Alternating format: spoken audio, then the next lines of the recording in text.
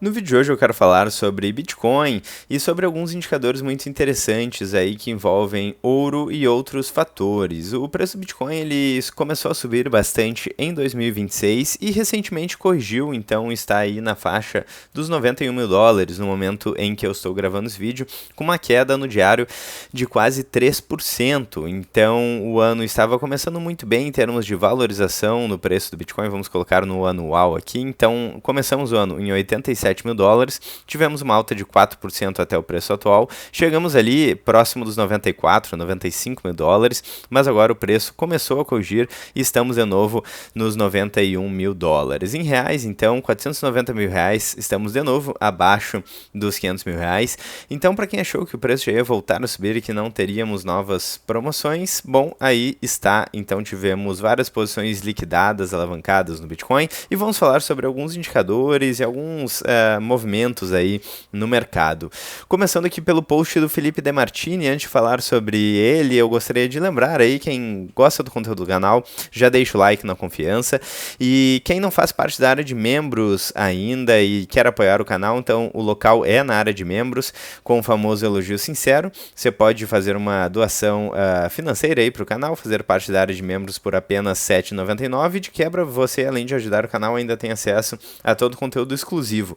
Então tem vários vídeos que acabaram ficando restritos ali para a área de membros, que tratam sobre aspectos mais fundamentais aí do Bitcoin, quais são os indicadores que eu gosto de utilizar com frequência, um conteúdo mais destrinchado no sentido de passo a passo aí de alguns fundamentos que eu particularmente utilizo em termos de Bitcoin e mercado. Bom, então vamos dar uma olhada aqui no post do Felipe De Martini, abre aspas, a última vez que o ouro fez topo, o Bitcoin subiu 5 vezes, e aqui a gente tem o preço do ouro, tivemos o topo do ouro, e desde então o preço do Bitcoin começou a subir. Vamos falar um pouco sobre isso, e antes disso vamos dar uma olhada aqui no preço do ouro, que está aí muito próximo da máxima histórica. No diário está meio que no 0 a 0, com uma leve queda, nos 5 dias aqui com valorização, no ano também. Então quando colocamos no máximo a gente vê essa última pernada de alta, que aconteceu principalmente nos últimos 12 meses, com mais de 67% de valorização em dólar. Prata, então, nem se fala, então o ano dos metais foi realmente 2025 com um desempenho realmente incrível nos metais. E a gente tem essa estrutura onde, historicamente, o preço do ouro se movimenta antes do que o preço do Bitcoin, quando a liquidez costuma fluir para ativos escassos. Então, começando pelos ativos menos voláteis e mais tradicionais, digamos assim, né? O ouro acaba sendo um termômetro e reage primeiro à expansão monetária.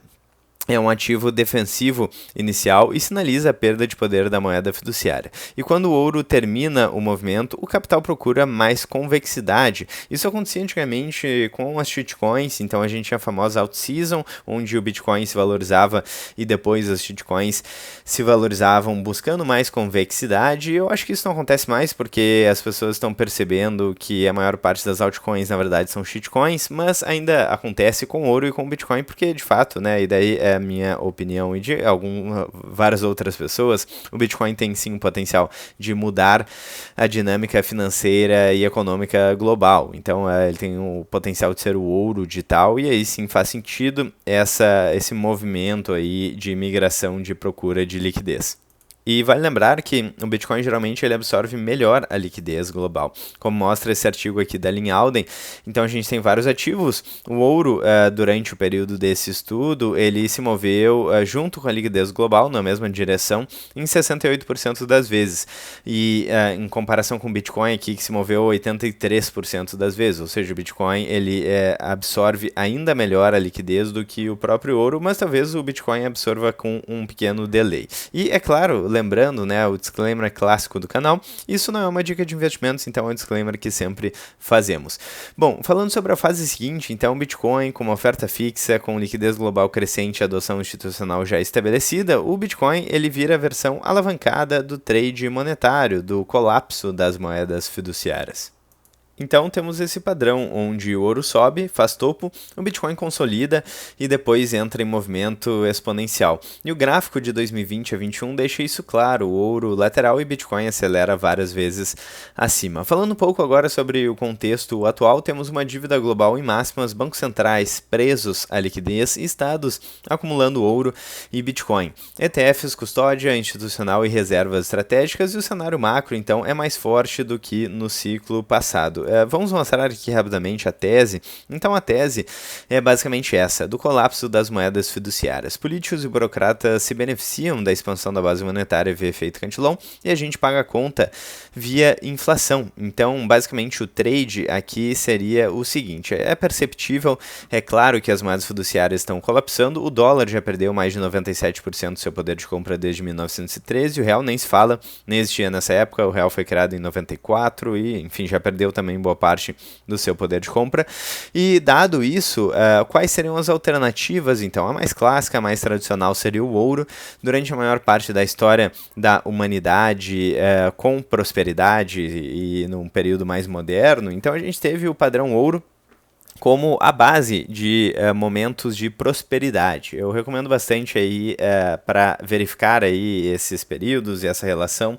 Os livros do Saifedean Ammous, então ele gosta bastante de falar sobre isso, podcasts, enfim, onde ele fala sobre a relação entre a boa moeda e a prosperidade econômica. Então a gente tem uma certa relação entre padrão ouro, que era um período de uma moeda boa, lastreada, é um ativo escasso, e prosperidade econômica. Então desde 1971, com o final do acordo de Bretton Woods, os Estados Unidos não têm mais a paridade dólar-ouro, e desde então a expansão da base monetária e todos os problemas eles ficaram muito mais facilitados.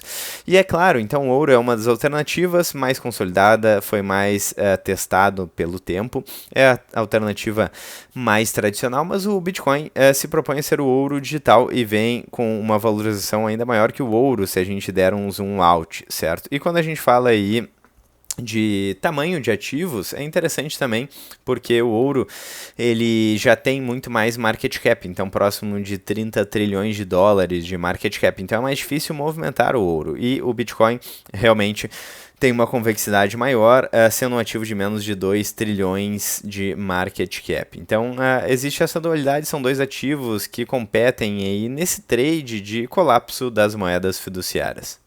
Então, voltando aqui para o contexto, dívida nas máximas, bancos centrais presos à liquidez, que foi o que a gente comentou, estados acumulando ouro e Bitcoin, e ETFs, custódia institucional, reservas estratégicas. Então, aqui para mostrar também a questão da dívida, Estados Unidos com mais de 38 trilhões de dólares e crescendo, por isso que o ouro e Bitcoin acabam sendo aí trades contra as moedas fiduciárias, né? Uma forma de apostar contra as moedas fiduciárias. Então, a gente tem hoje um cenário macro mais forte do que no ciclo passado e uma perspectiva muito parecida no sentido de desses ativos funcionando como um trade contra as moedas fiduciárias e o ouro talvez absorvendo essa liquidez primeiro.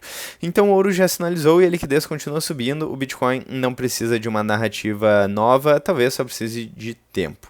Bom, e aqui então, preço do Bitcoin, vamos ver, já está ali nos 91 mil dólares, com uma queda significativa no dia de hoje. Então o que a gente vê no último mês é basicamente isso, o preço sobe, chega ali em um patamar de preço e corrige, já faz algum tempo que isso está acontecendo, chegou agora no início do ano, foi muito bom para o preço do Bitcoin, chegou até 94 mil dólares, quer dizer, bom para quem quer que o preço se valorize, porque eu acho que boa parte das pessoas que acompanham o canal aqui querem satoshis mais baratos. Mas o que vem acontecendo então no último mês é justamente essa lateralização no preço do Bitcoin, basicamente retirando talvez essas mãos mais fracas e grandes baleias, o smart money talvez fazendo posições maiores. Isso acontece aí desde pelo menos a metade de novembro de 25, quando o preço corrigiu ali até a faixa dos 80 mil dólares, e aí segue mais ou menos nessa faixa, tentando se valorizar, mas eventualmente voltando, e no anual aqui estamos ainda com uma perspectiva positiva para o preço do Bitcoin, então uma tendência ascendente pelo menos um ano, claro, é muito cedo dia 7 de janeiro, muito cedo para dizer aí qual vai ser a direção do preço do Bitcoin em 2026, mas vamos ficar de olho então se essa liquidez dos metais vai acabar fluindo também para o Bitcoin. Eu quero muito saber a opinião de vocês nos comentários. Eu espero que vocês tenham gostado do vídeo de hoje. Eu vejo vocês muito em breve no próximo vídeo no canal.